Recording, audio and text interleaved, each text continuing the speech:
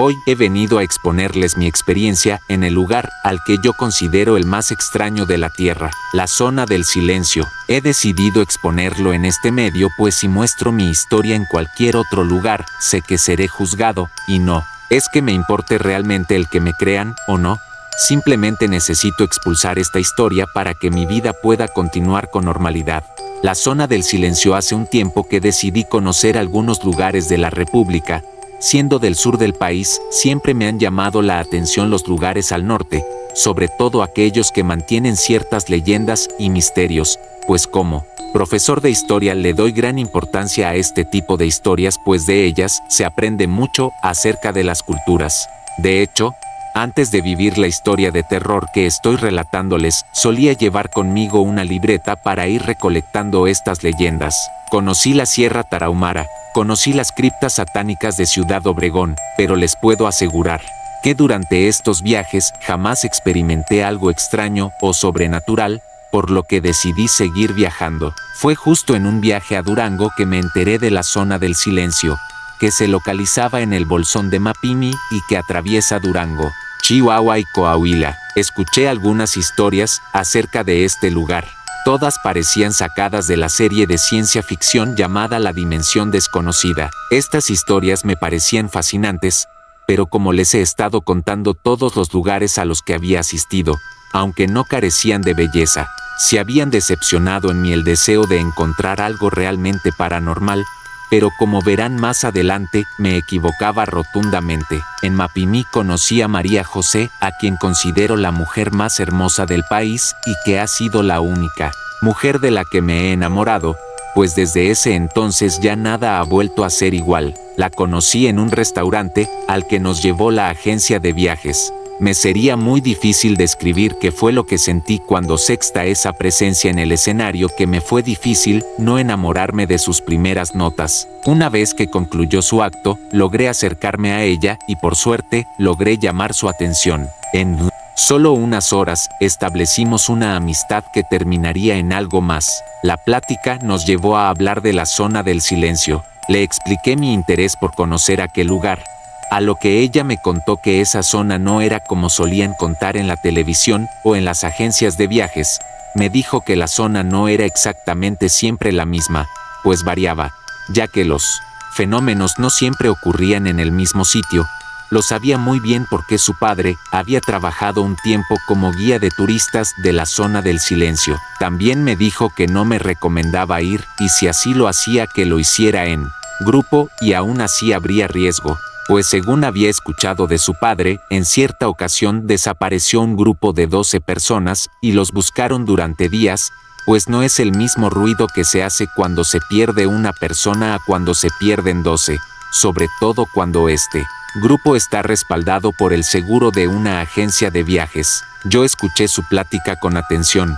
No diré que no le creí, pues era muy posible perderse en el desierto, ya sea que cayeras a un barranco o simplemente que al perderse murieran de sed, y la zona al ser tan abierta impedía realizar una búsqueda extenuante. Le pregunté si ella ya había estado en el lugar, a lo que me respondió que sí, pero hacía ya mucho tiempo y que además no le encontraba mucha gracia. Me limité a decirle que aún a pesar de ello deseaba conocer aquel lugar. Aparte me animé a invitarla y aunque me predispuse a escuchar un no de su parte, ante mi sorpresa aceptó, pero me puso como condición que le permitiera mostrar algunos lugares que ella consideraba más bellos que el desierto. ¿Cómo negarse? Si desde que la vi, es lo que quería. Al día siguiente me llevó a conocer el puente de la Ojeda y después el pueblo fantasma. Me prometió que al final del día iríamos directo al desierto, hasta la zona donde supuestamente se encontraba esta zona, pero como ya me había explicado antes, esta cambiaba de localización cada cierto tiempo. Para mediodía estábamos rumbo al desierto. Por suerte, ella tenía un jeep, lo que nos facilitaba los traslados. De camino me dijo que no tuviera miedo, pese a todo lo que me había dicho, pues muchos turistas solían asistir a esa hora, pero que por lo regular los guías los engañaban en cuanto a la verdadera localización de la zona del silencio por seguridad, pero que ella me llevaría a la verdadera zona, a lo que yo le pregunté que cómo era que sabríamos que era la zona. Ella me dijo que lo sabríamos cuando una brújula que tenía en la guantera dejaría de funcionar, pero que una vez allí no deseaba que avanzáramos más allá, que nos limitaríamos a tomar fotos y admirar las estrellas. Pensarán que es de fácil acceso llegar a la zona del silencio, pero no es así. Cuando uno lo ve por la televisión no alcanzas a percibir las distancias, las cuales son muy largas, por lo que María José tuvo que conducir un largo tramo bajo un sol extenuante. Vimos a otros grupos que pasaban en camionetas, pero en un punto nos alejamos del camino que era más concurrido. Según me dijo ella, para cuando llegáramos podríamos disfrutar del atardecer.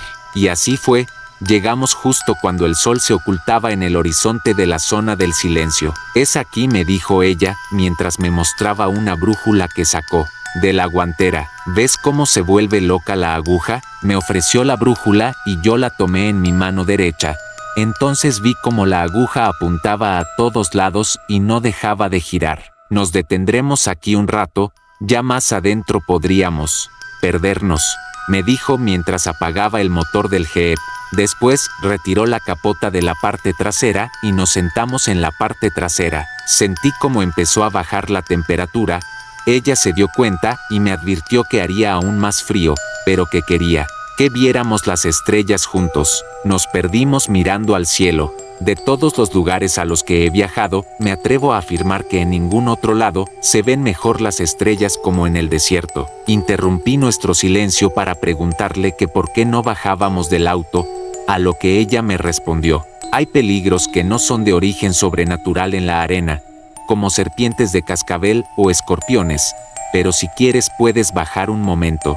Volvimos a mirar hacia el cielo de nuevo muy atentos, tanto que no nos dimos cuenta de que llegó una camioneta negra. Escuchamos unos gritos y estos nos sacaron de nuestro trance. La camioneta estaba a unos cuantos metros de nosotros. Venían 4 hombres armados. 2 de ellos llevaban a un hombre desnudo y amarrado. Sentí pánico y le dije a María que nos fuéramos.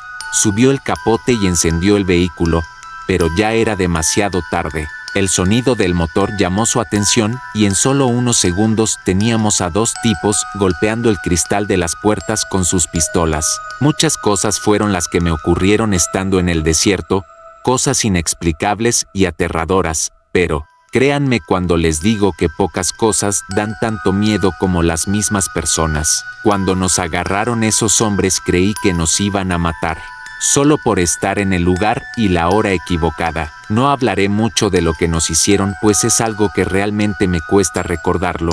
Solo diré que nos dejaron sin camioneta y en ropa interior, amarrados a un lado de un cadáver.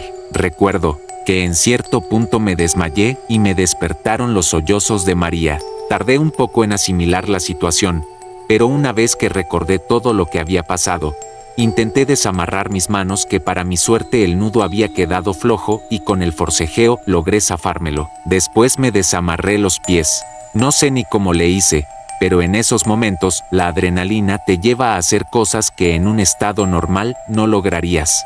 Una vez libre, liberé a María José, quien no dejaba de llorar. Intenté calmarla diciéndoles que encontraríamos la manera de salir con vida, que lo importante era que seguíamos con vida, pero no logré calmarla. La abracé a modo de que se apoyara en mis hombros. Le dije que no podíamos quedarnos allí parados, que buscáramos otra zona, pues el olor del cadáver pudiera atraer algún puma o un ave carroñera. Aunque parecía no escucharme, sí se apoyó en mí para caminar. Así, caminamos en completa oscuridad, sin rumbo, no sé por cuánto tiempo. Solo la luz de la luna nos iluminaba por momentos. Conforme me bajaba la adrenalina, comencé a temblar de frío. No tienen idea del nivel de frío que hace en el desierto, pero el instinto de supervivencia es aún más fuerte que el frío y me mantuvo caminando hasta que, sin verlo, chocamos con un auto abandonado. Esa fue nuestra salvación aquella noche. Un cristal del auto estaba roto. Metí mi mano y abrí la puerta. El auto no era muy viejo y no creo que llevara mucho tiempo abandonado, pues la tapicería no se encontraba tan maltratada. Una vez que dejé cenada a María, me pasé a los asientos traseros para ver si había algo con lo que pudiéramos abrigarnos, pero no encontré nada de primera vista. Luego pensé en buscar en la cajuela, por lo que me puse a jalonear los asientos hasta tumbarlos. Empecé a tantear con mi mano derecha y sentí algo cuadrado, como una valija. La jalé y comprobé que sí era una valija. Abrí el cierre y encontré algo de ropa y unas toallas. Nos vestimos con lo primero que encontramos, después nos cubrimos con las toallas que encontramos y nos quedamos dormidos. La zona del silencio. Nos despertamos cuando el calor nos asfixiaba. Ella lucía más tranquila y entre los dos comenzamos a revisar bien el interior del auto. Era más compacto de lo que percibía en la noche, pero encontramos varias cosas. Entre ella un par de botellas con apenas 2 tragos de agua, más ropa y una lata de alimento para gatos. Dejé que ella bebiera primero y me puse a abrir las 3 ventanas que aún tenía el auto. Aunque no entrara nada de aire, al menos circularía el calor en lugar de seguir encerrado. No quisimos hablar de lo sucedido, pero después de intentar planear algo, decidimos que lo mejor era permanecer en el auto, pues el riesgo era bastante elevado. Bien pudiéramos morir de insolación o mordidos por una víbora. Lo más sensato era esperar a que alguien pasara por allí por error. El día fue avanzando. Teníamos hambre y sobre todo mucha sed, pero no nos atrevíamos a abrir la lata. Nos parecía repugnante y decidimos que ese sería nuestro último recurso cuando no hubiera más remedio. El día se consumió, el sol se ocultó y la noche dio la bienvenida a la luna. Nadie se acercó ese día, pero nuestra suerte estaba por cambiar. No supimos a qué hora nos quedamos dormidos, al menos yo no sentí. Recuerdo que estaba acostado en los asientos traseros cuando caí dormido. María José me despertó, me levanté sobresaltado. «Ven, mira», me dijo tomándome de la mano y llevándome fuera del auto. Luego apuntó al cielo. Millones de pequeñas llamas rojas cayeron del cielo. Era un espectáculo increíble que duró solo unos segundos que se sintieron como horas. Olvidamos por unos momentos nuestra situación y le pedí a María que camináramos hacia allá, pues las pequeñas llamas seguían ardiendo en el lugar donde habían caído y así lo hicimos. Me imaginé que esas llamas eran los micrometeoritos de los que hablaban en los documentales acerca de esa zona, pero no me atreví a tomar uno. Me agaché a verlos más de cerca cuando una luz frente a mí me cegó. Escuché a María decirme que alguien venía. Me imaginé lo peor.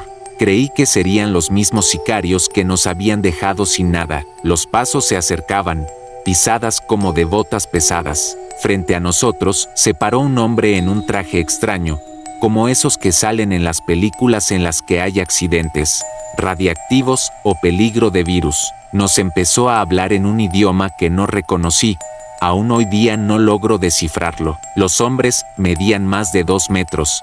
Eran 6 hombres en total, pero solo 4 recogían arena y algunos meteoros del piso para guardarlos en unos frascos de esos que se mandan al laboratorio para análisis. No sentía miedo de ellos pese a que se veían extraños.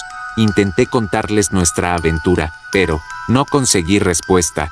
Solo el hombre que nos había alumbrado se giró y habló a otro que estaba detrás de él, y este nos puso las manos en la espalda para que lo siguiéramos. Se agachó y bajó un objeto grande que parecía como una hielera. Sacó un par de refractarios y un par de botellas.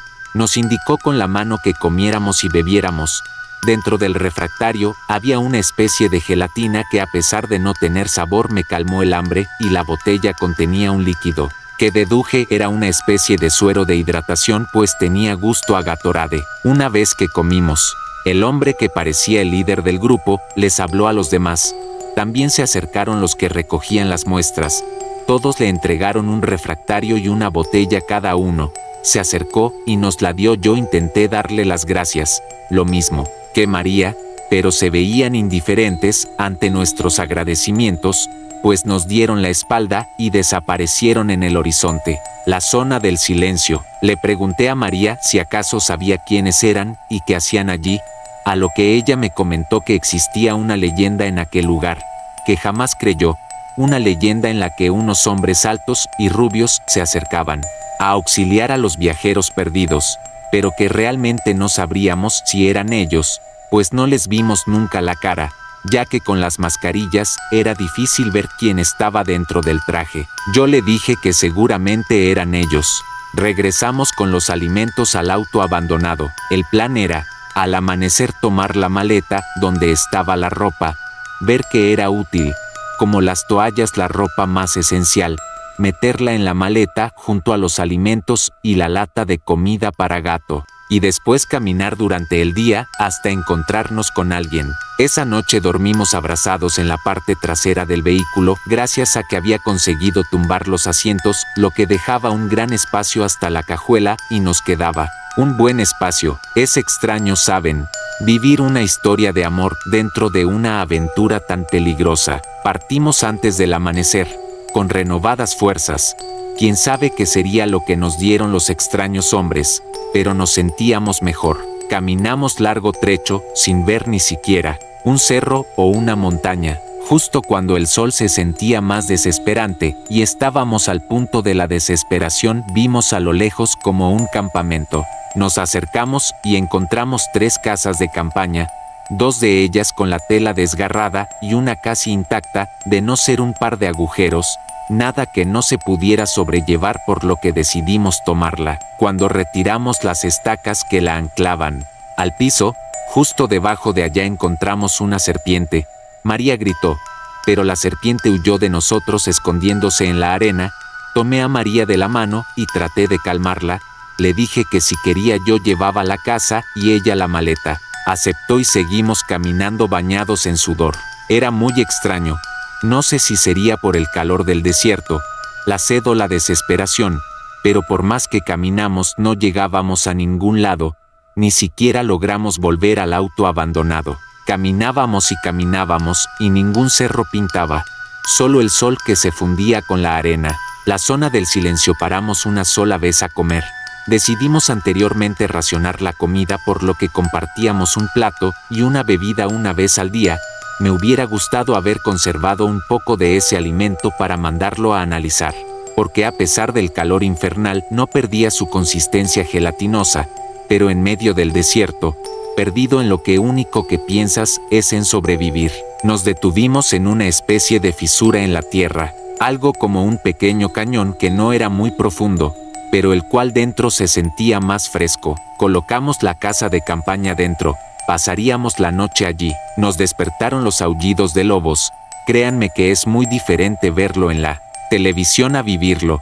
Es muy aterrador escucharlos cercas y no estar seguro de dónde exactamente estarán, y nosotros protegidos únicamente por una tela rasgada dentro de un cañón. El pánico se adueñó de María. Yo también tenía mucho miedo, pero intentaba no demostrarlo por ser fuerte, pues sabía que nuestra supervivencia dependía precisamente de ello. Así que la abracé con fuerza, intentando demostrarle seguridad, aunque ésta realmente no existiera. Pasó un rato y los aullidos desaparecieron. Salí de la casa de campaña y miré extrañado otro fenómeno hermoso, inexplicable y aterrador. Cada cierto tiempo el cielo se iluminaba como si alguien arrojara bengalas, y de hecho esto fue lo primero que pensé, por lo que subí el cañón para mirar de qué se trataba, pero no eran bengalas. Eran unas especies de esferas luminosas que sobrevolaban una zona formando círculos, luego desaparecían y volvían a iluminar. En verdad no sé qué origen tendrían esas luces, pero de una cosa estoy seguro: en este mundo jamás he conocido un avión que se mueva con esa libertad en el cielo, ni tampoco un fenómeno natural, pero era algo maravilloso. Los siguientes 2 días fueron casi iguales, lo mismo los siguientes. Era como si camináramos en círculos, siempre volvíamos al mismo lugar, así camináramos hacia donde sale el sol, nace, o en dirección contraria. El resultado siempre era el mismo, volvíamos al cañón, la zona del silencio. Para el 5.º día ya estábamos comiendo de la lata de alimento para gato, y 2 días y medio más la desesperación fue insoportable. Comenzamos a mostrar debilidad y decidimos no caminar más. Nos quedamos en el cañón, bajo la casa de campaña, y la desesperación ya no me permitió mostrar una falsa fortaleza, y ante los ojos de María me derrumbé. Tuve un ataque, lloré y reí al mismo tiempo, mientras gritaba que nos íbamos a morir. María lloraba y no quería mirarme. No sé cuánto tiempo estuve así, pero una vez que se me terminaron las energías, me quedé en silencio y dormí quién sabe por cuánto tiempo. Cuando desperté apenas me lograba moverme, escuché un sonido de ruedas y de pisadas de caballo que venía cerca del cañón. Busqué a María, pero no estaba dentro de la casa de campaña, así que decidí salir caminando muy lento. Estaba muy débil, pero justo cuando intenté trepar el barranco, un señor de edad avanzada, con sombrero y una vestimenta estilo campesina, tomó mis brazos en sus hombros y me llevó hasta una carreta que tiraba una mula. Dentro estaba María acostada. Cuando la miré, me sentí tranquilo. Con ayuda del señor que me cargaba subí a la carreta. Con el sol en la cara me desmayé. Desperté cuando escuché el sonido de unas gallinas y animales de granja. Me levanté asustado. Estaba en una habitación muy grande, en una cama. Intenté recordar cómo había llegado allí, pero aún hoy en día no logro recordarlo. Me bajé de la cama. Noté que a un lado había una mesita con una jarra con agua y un vaso de vidrio. Tomé la jarra y me bebí la mitad de un solo trago. No encontré zapatos y solo vestía una bata de una tela muy desgastada. Así descalzo caminé a la puerta, la cual era como la de esas casas de época colonial, altas y de madera. Por suerte no tenía cerradura alguna, por lo que solo empujé y salí de la habitación. Fuera de allí vi un largo pasillo a los lados, y frente a mí un patio con algunas gallinas, y más al fondo un pozo de agua, la zona del silencio. En lo primero que pensé fue en encontrar a María. No sabía qué había pasado. Ahorita les cuento todo de una manera un poco más clara, pero en ese momento todo me era muy confuso.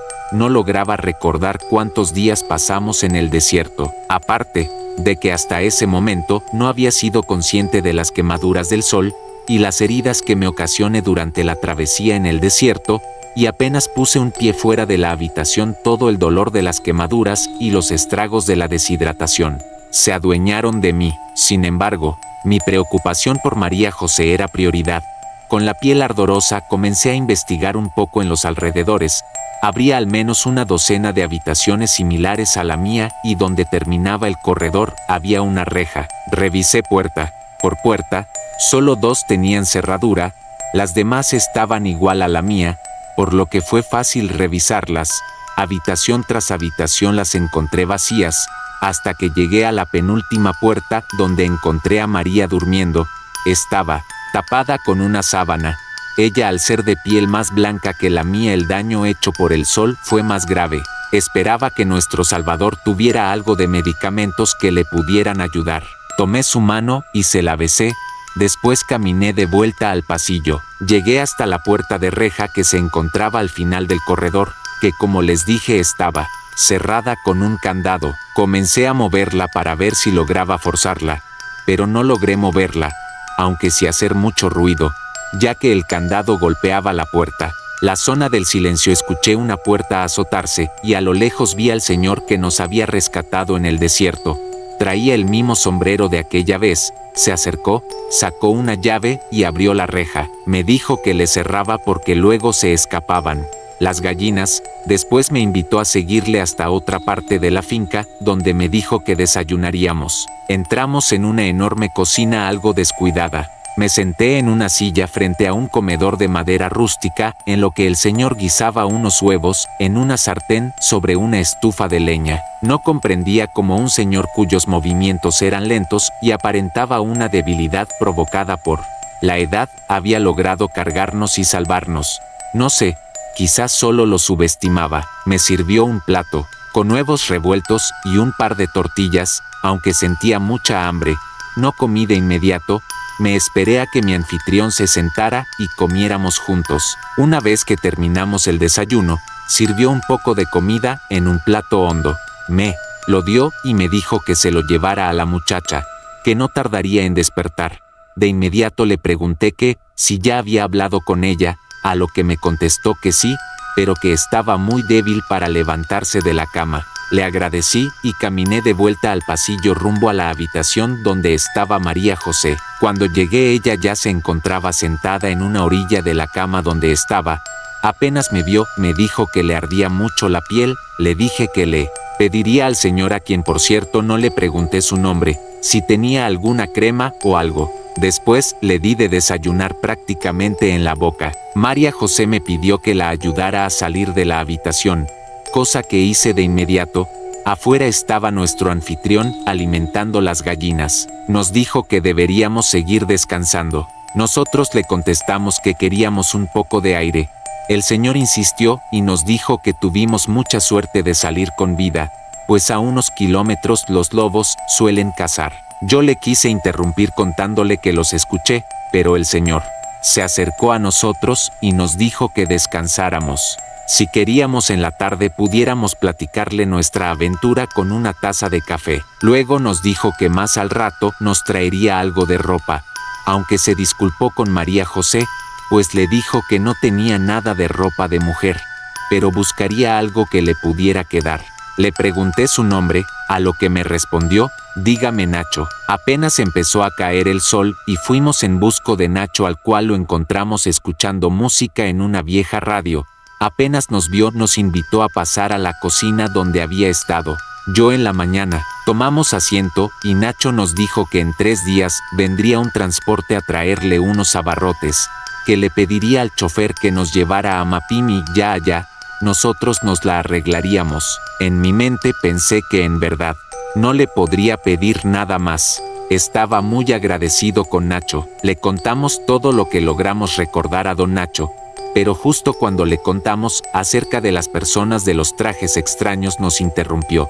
Salió de la cocina y a los 5 minutos regresó con una carpeta llena de recortes de periódico. Se puso a buscar entre todo hasta que llegó a una nota donde estaban fotografiados los hombres de los trajes extraños. La zona del silencio. Vieron a los de arriba, nos dijo don Nacho. Yo también los vi, también un reportero, pero dijeron que esta foto era falsa.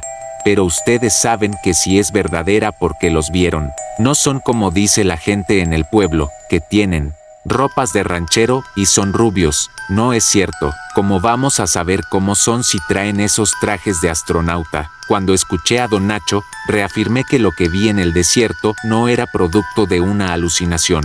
Le pregunté que si él sabía quiénes eran o qué estaban haciendo, pero él me dijo que realmente nadie lo sabe, que todo lo que ocurre en aquella zona es extraño, pero que él pensaba que quizás eran seres de otro lugar que, al igual que todos los que se pierden, están buscando la manera de volver. Yo pensé que don Nacho se refería a seres de otra dimensión o a extraterrestres. Siguió sacando sus recortes y apiló una torre de ellos. Luego nos dijo que todas esas notas eran de personas que habían desaparecido y que jamás se encontraron ni siquiera sus huesos. Luego volvió a decirnos que habíamos tenido mucha suerte de haber sobrevivido. Yo le pregunté sobre la manera en que nos había encontrado y él me respondió que ese día se le escapó un chivo al cual salió a buscarlo, pero que no pudo alcanzarlo, por lo que salió en la carreta y justo en el cañón escuchó mi risa, donde encontró la casa de campaña y a María José tirada afuera, aun cuando nos contaba que él solo cargó a María José por el risco y después a mí no acababa de creerle. Era una hazaña difícil. María le preguntó que por qué vivía en este lugar alejado del pueblo y en el desierto. Don Nacho contestó: hace tiempo yo perdí también a alguien, la única mujer a la que amé alguna vez, pero después de estar perdido 3 días en el desierto donde viví mi propia aventura, al igual que ustedes, decidí que lo mejor era quedarme a esperarla en esta hacienda que era de sus padres. Ya han pasado más de 20 años de eso, pero aún cada vez que puedo salgo en la carreta a los cerquitas. No sabe uno lo que se pueda encontrar allá afuera. ¿Han escuchado la historia del muchacho que se perdió y apareció 10 años después y no había envejecido ni un poco? Miramos a don Nacho. Se iluminaban sus ojos cuando nos contó esto, pero como no conocíamos esa historia, le pedimos que nos la contara. La zona del silencio la escuché cuando era niño. Fue antes de que los gringos hicieran famosa la zona del silencio. Un grupo de científicos de otro país de Europa vinieron buscando un material raro que solo se encuentra en el desierto. Ellos llegaron al pueblo buscando muchachos que les ayudaran a cargar herramientas y personas más adultas que conocieran la zona para que les guiaran. Le habló que en esta época aún no se tenía registro de actividad extraña. Aún así casi Siempre que alguien viene a hacer una investigación, siempre contratan a un guía, casi siempre gente de Chihuahua, pero aquella vez contrataron gente de Mapimi. Dicen que se llevaron a unas 7 personas. Se cuenta que se perdieron por casi 15 días y al final 2 de las personas desaparecieron. Una de ellas, un científico y un muchacho del pueblo. Para no hacerles el cuento largo, las personas que, si regresaron, empezaron a decir que los radios empezaron a fallar.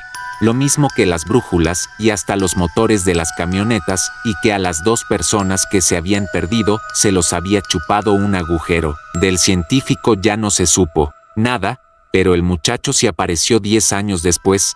Llegó diciendo que solo se había perdido un día, que caminando llegó a un pueblo que jamás había conocido. Algo así parecido a una comunidad menonita. Lo curioso del caso es que el muchacho no había envejecido ni un poquito. La gente del pueblo solía visitarlo para escuchar su historia. El muchacho se enfadó de contarla y se fue a vivir a Sonora. A partir de ese incidente, le empezó a tener miedo a esa zona. Escuchamos la historia de Don Nacho. Me hubiera gustado preguntarle acerca de la manera en que su esposa se extravió, pero sentí que hacerlo hubiera sido un poco grosero, así que no quise preguntar nada más, ni tampoco María José. A los 3 días, apareció el vehículo que nos llevaría de vuelta al pueblo. Era una camioneta pick-up de cabina simple y con la caja destapada.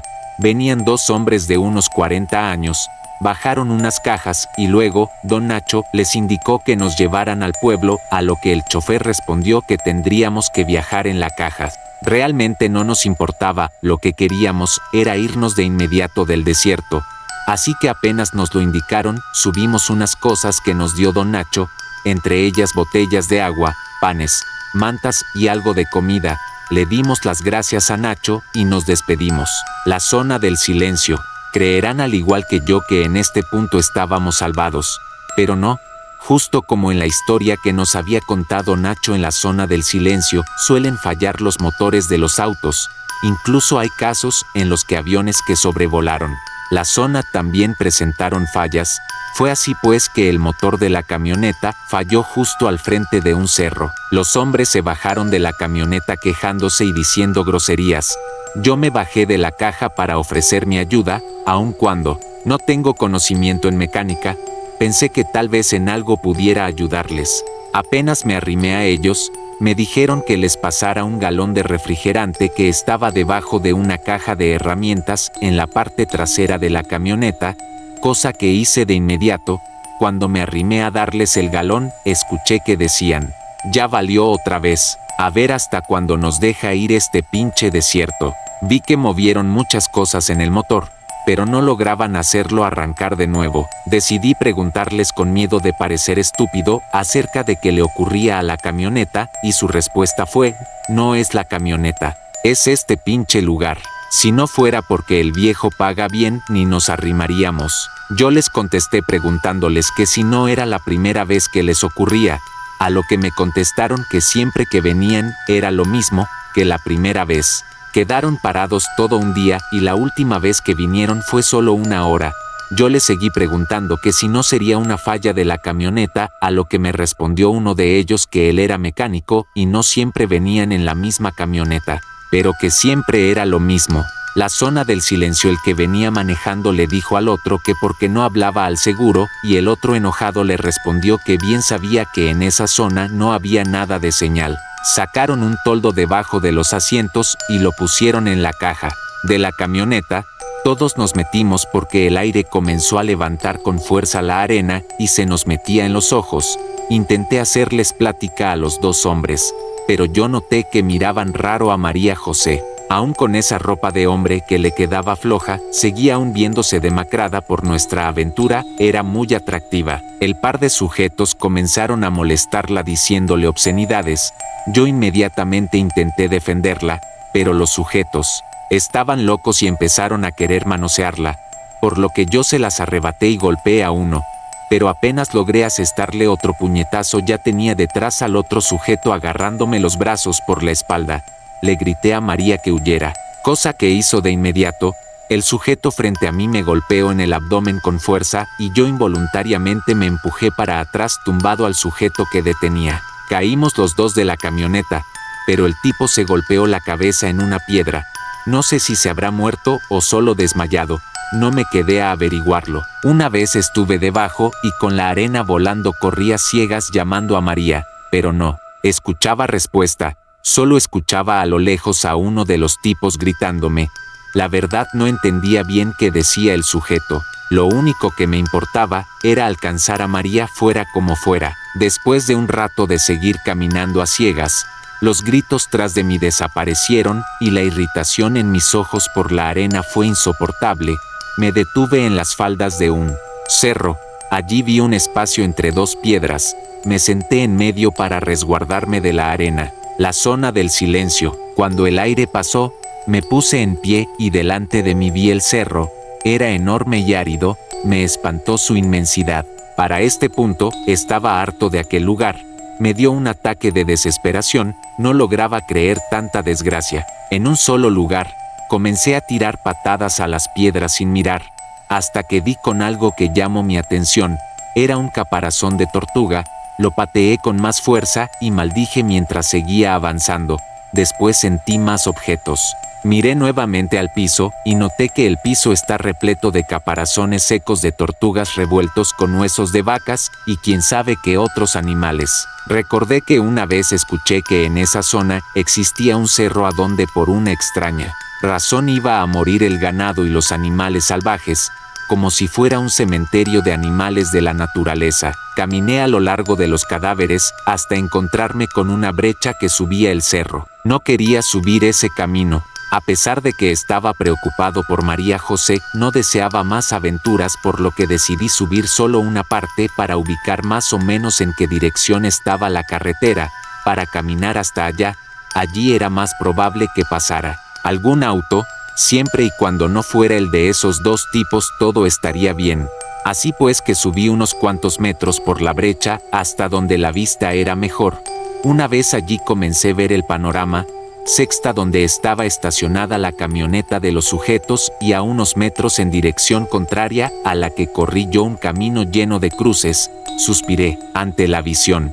Luego pensé que era el hombre con peor suerte en la historia, y ahora estaba peor pues había perdido a María José, y aunque apenas momentos atrás en un arranque de desesperación había decidido huir, solo ahora deseaba encontrarla a ella. Tracé un camino en mi mente para evitar la camioneta y a los dos sujetos. Comencé a bajar del cerro. Ya estaba comenzando a oscurecer. En unos minutos todo sería más difícil, así que me di prisa en bajar. Pero apenas cuando había avanzado unos metros, escuché la voz de María llamándome. Respondí a su llamado y comencé a intentar seguir la voz, pero esta venía de más arriba del cerro, el lugar al que menos deseaba ir. Suspiré y continué camino arriba, siguiendo la voz de María. Siguiendo la voz, llegué hasta una zona donde había una estructura de madera para amarrar caballos. Volví a llamar a María y ella me respondió con mayor fuerza, pero no encontraba en dónde estaba. Miré en todas direcciones gritándole, pero no lograba identificar de qué dirección venía su voz, hasta que traté de calmarme y poner más atención a su voz y me di cuenta de que provenía en dirección a la estructura de madera. Me acerqué y vi que en el piso estaba una gran grieta, la zona del silencio. Le llamé de nuevo y su voz respondió desde dentro. La grieta era suficientemente grande para que una persona entrara con facilidad, pero quién sabe a dónde daría, por lo que solo metí mi brazo derecho y le indiqué que me tomara para sacarla de allí. Entonces escuché un gruñido y sentí un rasguño en mi brazo. Inconscientemente lo saqué de allí. Llamé a María de nuevo con desesperación y me contestó de nuevo desde lo profundo. Su voz sonaba extraña y me decía que entrara por ella. Mi brazo sangraba. Todo esto me dio muy mala espina. Sin embargo, aún mantenía la esperanza de que ella estuviera allí. Así que me asomé y ante mi sorpresa me encontré con algo que no sabría cómo describir, en parte por la oscuridad dentro y en parte porque no existen palabras para nombrar aquel ser o animal. Solo recuerdo que le brillaban los ojos y parecía humano. Apenas lo sexta salí corriendo cerro abajo. Sentía que el corazón se me salía del pecho. Corrí como loco hasta que me tropecé y rodé hasta detenerme contra una piedra.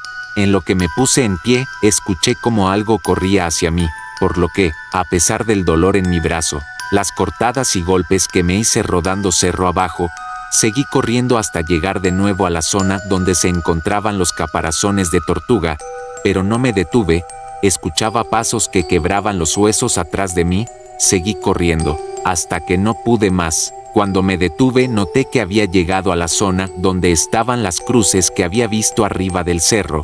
Se me acalambraron las piernas y el dolor me derribó al piso, sentí una luz sobre mí, me esperé lo peor. Escuché la voz de María José decir: «Allí está». Les dije que nos encontraría. Ella estaba junto a un grupo de 5 personas, las cuales traían lámparas. Giré la cabeza en dirección contraria, pues aún sentía que la criatura que me había arañado en el cerro aún me seguía, y de hecho así era. Pude verla a unos cuantos metros de mí. Caminaba en 4 patas, pero tenía una figura humana. Por suerte, una vez que la luz tocó su cuerpo, huyó en dirección al cerro. Apenas vi a María la abracé y besé. Le dije que había ido a buscarla al cerro. Ella me contestó que había caminado en dirección contraria y llegó hasta el laboratorio. Allí me rescataron. Yo le dije que había escuchado su voz, por eso la seguí hasta el cerro. Ella me dijo que ese era el cerro al que se iba a morir el ganado. Miró mi herida y gritó asustada. Hasta ese momento no había visto qué tan grave era la herida, pero sí lucía bastante mal. Nos llevaron al laboratorio, del cual no tenía ni idea de su existencia. Pero una vez allí un médico revisó mi herida, quedó perplejo y mandó llamar a un biólogo para que mirara mi herida. Le preguntó el médico al biólogo: ¿habías visto una herida igual? Yo me puse nervioso y el médico lo notó, por lo que me dijo que estuviera tranquilo, que ahorita me curaban, pero que la herida era extraña, pues no tenía la marca que dejaría un puma o un gato montés, ni siquiera la de un coyote o lobo. Me miró y me volvió a preguntar que si estaba seguro de que me había arañado un animal. Yo le respondí que sí, pero no les dije que había visto a la criatura. No sentía ganas de dar explicaciones, solo quería que me vendaran esa horrible herida. El biólogo me pidió que me dejara tomar fotos a la herida para tenerla en el registro, pues quizás se había atacado por una especie no registrada y deseaba compararla a detalle con otras para ver si daba con el tipo de animal que me atacó en el cerro. Ese era parte del trabajo del laboratorio. Dejé que tomaran las fotos y las muestras que deseaban. Luego de sufrir el ardor cuando me lavaron y curaron la herida, después me la vendaron. Después de un par de llamadas, una patrulla de la policía municipal llegó por nosotros y nos llevó a presentar declaración de lo ocurrido, pues en nuestra ausencia la familia de María José había levantado reporte de desaparecida y se tenía que comprobar que no había sido un rapto y todas esas cosas tan tediosas por las que se debe pasar cuando algo malo ocurre. Así pues que no fuimos libres inmediatamente. Estos procesos son largos, repetitivos y tediosos. Después de presentar declaración y aclarado todo, nos llevaron a Mapimi, a la casa de María José. Yo hice unas llamadas para que me mandaran dinero y poder regresarme a mi casa después de toda esa aventura. Aún así, deseaba pasar al menos unos días más con ella. Quisiera decirles que ella y yo nos casamos, pero no. Después de lo vivido, ella no deseaba verme más, aun cuando yo no tuve la culpa de nada, y así me lo hizo saber la última vez que hablé con ella.